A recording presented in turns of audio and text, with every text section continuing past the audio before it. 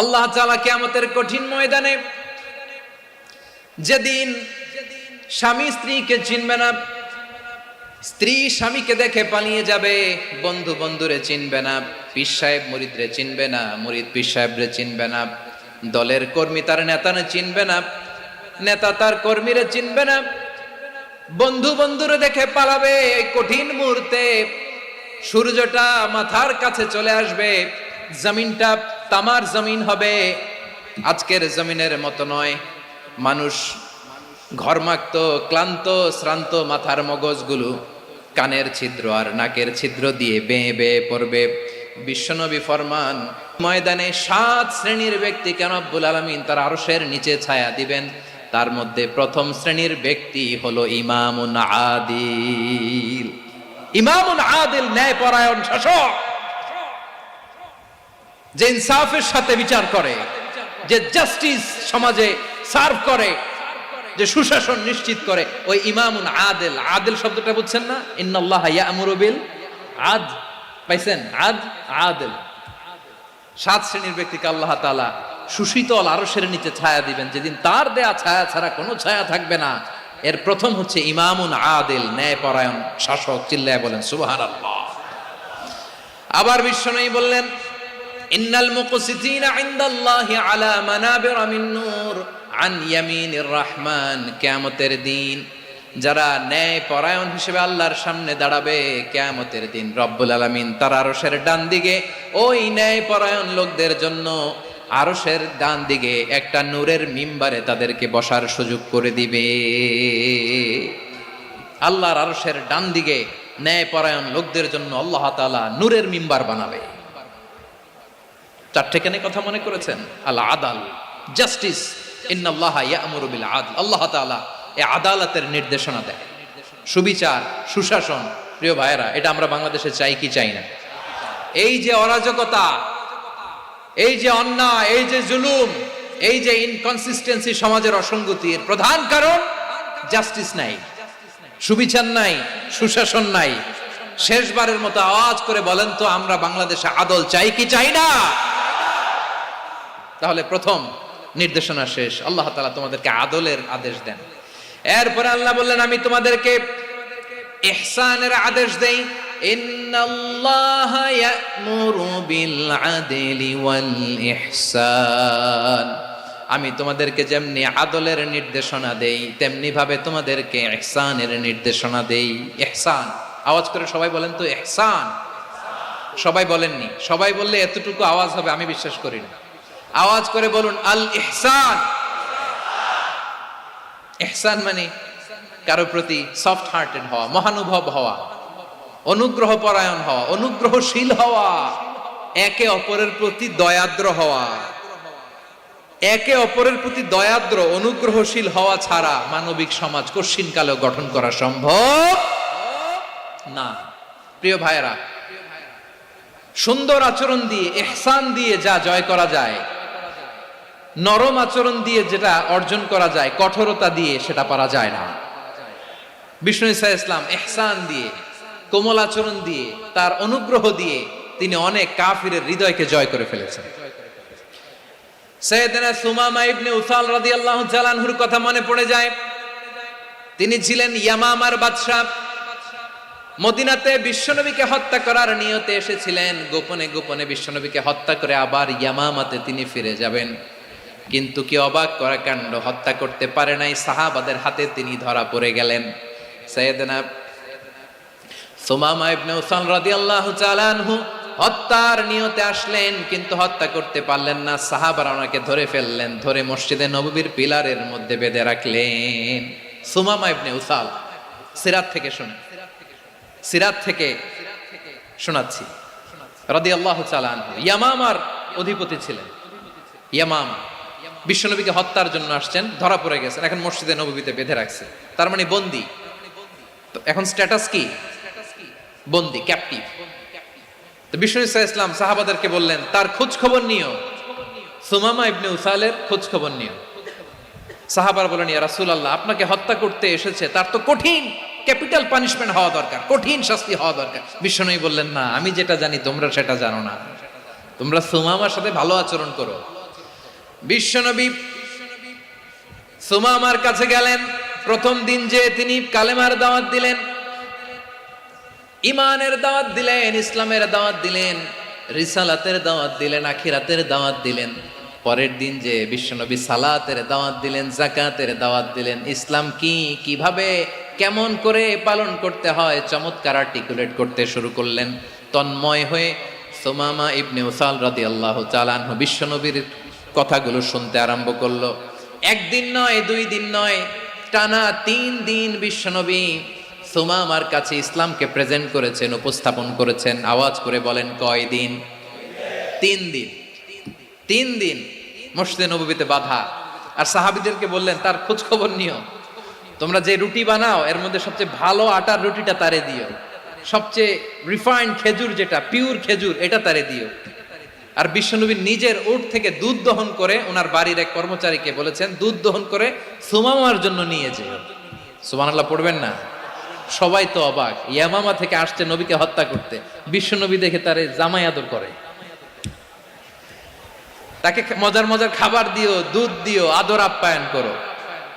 একদিন নয়, 2 দিন নয়, টানা 3 দিন বিশ্বনবী এভাবে সুমামার কাছে যেয়ে যেয়ে ইসলামকে প্রেজেন্ট করতে আরম্ভ করলেন, ইসলামকে উপস্থাপন করতে শুরু করলেন।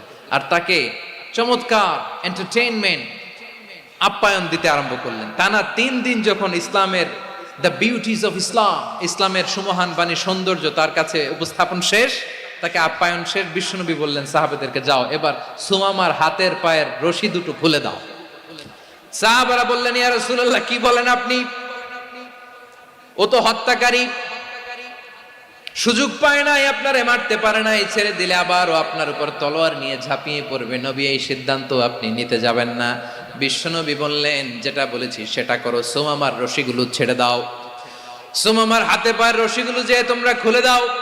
সাহাবারা তর্ক জুড়ে দিলেন, লা ইয়া রাসূলুল্লাহ, এমনটা করবেন না, তো ভয়ঙ্কর, ভয়ঙ্কর খুনি, কি জানি কি হয়ে যায়। বিশ্বনবী বললেন, না, তার হাতে পায়ের রশিগুলো খুলে দাও।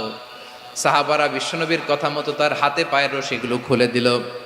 সুমামা মুহূর্তের মধ্যে মসজিদে নববী থেকে বের হয়ে ইয়ামামায় ফিরে না যে মসজিদে নববীর পাশে একটা খেজুর বাগান ছিল, সেখানে চলে গেলেন। সেখানে একটা ছোট্ট কুয়া ছিল, কুয়ার পানি দিয়ে তিনি গোসল করলেন। সুবহানাল্লাহ পড়েন। কুয়ার পানি দিয়ে গোসল করে মসজিদে নববীর সামনে এসে বিশ্বনবী এবং সাহাবাদের সামনে দাঁড়িয়ে সাব্বাবা উঁচু করে বললেন, আশহাদু আল্লা ইলাহা ইল্লাল্লাহ ওয়া আশহাদু আন্না মুহাম্মাদান আবদুহু ওয়া রাসূলুহু। আল্লাহু আকবার। আমি সাক্ষ্য দিচ্ছি আল্লাহ ছাড়া কোনো ইলাহ নাই, আর মুহাম্মদ আল্লাহ তাআলার প্রেরিত বান্দা এবং রাসূল। প্রিয় ভাইয়েরা, ইহসান দিয়ে যা জয় করা যায়, কঠোরতা দিয়ে সেটা কঠিনকালেও জয় করা যায় না। আওয়াজ করে বলেন, ঠিক কি না? এবার সুমামা দাঁড়িয়ে বলে, ওগো নবী, আমি তো কালিমা পড়ে মুসলমান হয়ে গেলাম, এবার শোনেন, এই মুহূর্তের আগে আপনার চেহারার চাইতে নিকৃষ্ট কোনো চেহারা আমার কাছে ছিল না, কিন্তু শাহাদা পাঠ করার পরে আপনার চেহারার চাইতে উত্তম শ্রেষ্ঠ কোনো চেহারা আমার কাছে আর নাই। ও নবী, আজকের দিনের আগে ইসলাম ধর্মের চেয়ে নিকৃষ্ট অপছন্দনীয় কোনো ধর্ম আমার কাছে ছিল না, কিন্তু এই মুহূর্ত থেকে ইসলামের চেয়ে সেরা শ্রেষ্ঠ পছন্দনীয় কোনো ধর্ম আমার কাছে নাই। নবী গো, আজকের দিনের আগে মদিনার চাইতে অপছন্দনীয় নিকৃষ্ট কোনো শহর আমার কাছে ছিল না, কিন্তু এই মুহূর্তের পর থেকে মদিনার চাইতে কোনো শ্রেষ্ঠ শহর আমার জানা নাই। সে ছিল গমের বড় ডিলার, গম বেচত। কি বেচত? তার গম কিনে মক্কার লোকেরা রুটি খাইতো। সে ঘোষণা দিল, আজকে থেকে মক্কাবাসীদের জন্য সব গম আমি হারাম করে দিলাম, মক্কাবাসী এখন না খেয়ে মরে। সুবহানাল্লাহ পড়বেন না? মক্কাবাসী বিশ্বনবীর কাছে আসলেন, এসে বললেন, মুহাম্মদ, আমরা তো তোমার ভাই, তোমার চাচা, তোমার ভাতিজা, তোমার আত্মীয়, তুমি সুমামারে বলো সে যেন আবার গমের সাপ্লাই মক্কার জন্য অনুমতি দিয়ে দেয়। বিশ্বনবীর অনুমতি ক্রমে সুমামা আবার মক্কাতে গম পাঠাতে শুরু করলো। পড়েন সুবহানাল্লাহ। ইহসান, ইহসান দিয়ে আপনি যেটা জয় করতে পারবেন, you can win the heart of your enemies. ইহসান দিয়ে আপনি আপনার শত্রুর হৃদয়কে জয় করতে পারবেন। আওয়াজ করে বলেন, ঠিক কি না? এজন্য আল্লাহ বললেন, ওয়া আনফিকু ফি সাবিলিল্লাহি ওয়ালা তুলকু বিআইদিকুম ইলাত তাহলুকা ওয়া আহসিনু ইন্নাল্লাহা ইউহিব্বুল মুহসিনিন। তোমরা আল্লাহর রাস্তায় দান করবে আর নিজেরা নিজেদেরকে ধ্বংসের হাতে ঠেলে দিও না। তোমরা একে অপরের প্রতি ইহসান করবে, কারণ ইহসানকারীদেরকে আল্লাহ বড্ড ভালোবাসেন। সুবহানাল্লাহ পড়েন।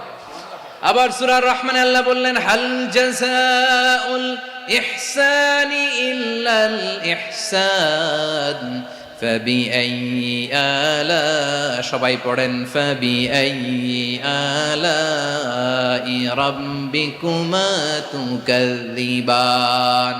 ইহসানের প্রতিদান হিসেবে ইহসানি হয়। বিশ্বনবী সুমামার প্রতি যেমন ইহসান করেছেন, সুমামাও ঠিক তেমন ইহসান ফিরিয়ে দিয়েছে। ঠিক কিনা বলেন? তাহলে এক নম্বরে হচ্ছে আদ, ন্যায় বিচার। দুই নম্বরে সবাই বলে ইহসান, সদাচরণ। ইহসান দুই ধরনের প্রিয় ভাইরা, ইহসান ফিল ইবাদা, ইহসান ফিল মুআমালা। ইহসান ফিল ইবাদা হচ্ছে একাগ্র অনুভবে ইবাদতে ডুব দেওয়া, এর নাম ইবাদতের ইহসান। সুবহানাল্লাহ পড়ো। বিশ্বনবী বলেন ইহসান মানে কি জানো নাকি?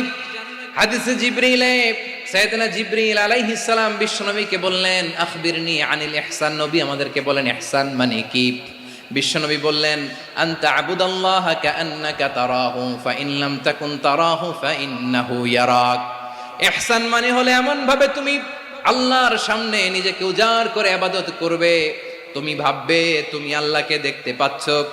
আর এটা যদি ভাবা তোমার জন্য কঠিন হয়ে যায়, অন্তত এতটুকু তুমি ভাববা যে আল্লাহ তোমাকে দেখতে পাচ্ছেন। ঠিক কিনা বলেন? ও আমার বীর চট্টলার ভাইয়েরা, কেউ যেটা দেখে না সেটা দেখে কে? এই বিশ্বাস হৃদয়ের মধ্যে আছে? নামাজে যখন দাঁড়ান এই ফিলিংসটা আনা যাবে? হ্যাঁ, এশার সালাত তো এখনো হয় নাই না? আলোচনা শেষে এশার সালাত এখানে অনুষ্ঠিত হবে, তাই না? আচ্ছা বলুন তো, আমরা এশার সালাত পর্যন্ত বেঁচে থাকবো এই গ্যারান্টি আছে কার কার? হাত তোলেন। কয়েকজন হাত তুলছে পেছনে, না বুঝে তুলে ফেলছে। এশা পর্যন্ত যে আমরা হায়াত পাবো কোনো গ্যারান্টি আছে? সবাই আওয়াজ করে বলেন, গ্যারান্টি আছে? গ্যারান্টি নাই। এই জন্য বিষ্ণু ইসলাম বলেছে, এমন ভাবে নামাজে দাঁড়াও, ইবাদত করো, মনে করো হতে পারে এটাই আমার জীবনের শেষ নামাজ। Perform the salah as if this is your last and final prayer. এমন ভাবে সালাতে দাঁড়াও, ভাবো হতে পারে এটাই তোমার জীবনের শেষ নামাজ। এমন ভাবে নামাজে দাঁড়াও, ভাবো এটাই শেষ নামাজ। তাহলে নামাজে একাগ্রতা বাড়ায় দিবে কে? ফলে ইবাদতের ইহসান আমাদের অর্জিত হবে। আর মুআমালাতে ইহসান হলো, বিশ্বনবী বলেন, ইন্নাল্লাহা তাবারাকা ওয়া তাআলা কাতাবাল ইহসানা আলা কুল্লি শাই ফাইদা কাতালতুম ফাআহসিনুল কিতলা ওয়া ইযা যাবাহতুম ফাআহসিনুয যাবহা ওয়ালিয়ুহিদ্দা আহাদুকুম শাফরাতাহু ওয়ালিয়ুরিহ যাবিহাতাহু। ইহসান দুই ধরনের। আওয়াজ করে বলতে হবে, কয় ধরনের? সবাই বলুন আওয়াজ করে, কয় ধরনের? একটা হচ্ছে ইহসান ফিল ইবাদা, ইবাদতে ইহসান। ইবাদতে ইহসান কি? একাগ্র অনুভব দিয়ে ইবাদত করা, মন প্রাণ দিয়ে ইবাদত করা। আর মুআমালাতে ইহসান কি? সব কাজে, দৈনন্দিন কাজে, কর্মে, সামাজিক অ্যাক্টিভিটিতে কোমলতা প্রদর্শন করা, অনুগ্রহের সাথে সবকিছু করা। আল্লাহ তাআলা ইন্নাল্লাহা তাবারাকা ওয়া তাআলা কাতাবাল ইহসানা আলা কুল্লি শাই, তিনি সব কিছুর ব্যাপারে ইহসানকে আবশ্যক করেছেন। সবকিছু, মুমিনের সব কাজে ইহসানের পরশ থাকবে। ওয়া ইযা কাতালতুম ফাহসিনুল কিতলা, বিষ্ণু বলেন তুমি যখন কাউকে হত্যা করো ইহসানের সাথে করো। সুবহানাল্লাহ পড়বেন না?